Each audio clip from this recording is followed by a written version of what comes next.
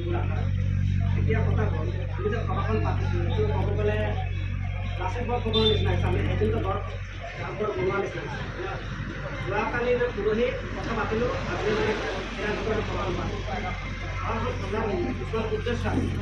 এনেই আমি ইয়াত বহি লেকচাৰ মাৰিম, কথা পাতিম, এইবিলাকৰ এটা বিশেষ উদ্দেশ্য আছে। আপোনালোক জানে ইয়াত এই ফেচবুকত সৰু বৰ নাই, যাৰ টেলেণ্ট আছে, প্ৰতিভা আছে, সি আগবাঢ়ি যাব পাৰে আৰু ধৈৰ্য লাগে।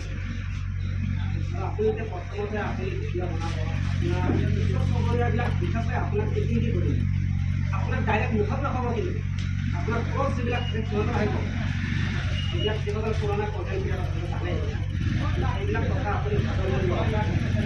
কিদৰে ফেচবুক চলাব লাগিব, কিদৰে কণ্টেণ্ট বনাব লাগিব, কোনটো ৰেচিঅ'ত কণ্টেণ্ট বনাব লাগিব, আপোনাৰ দৰ্শকে কি বিচাৰে, আপুনি কি দি আছে, এই বিষয়ে বিশাল আলোচনা কৰি আমাৰ বহুত কণ্টেণ্ট ক্ৰিয়েটৰ বনোৱা আছে। তেওঁলোকে জানি ধৰিব আৰু কিবা সমস্যা থাকিলে সেই বিষয়েও আমি আলোচনা কৰিম। আমি সমাধান কৰিবলৈ চেষ্টা কৰিম। বাকী সমাধানটো নেতাই কৰি দিব, আমি যিমানটো পাৰোঁ আমি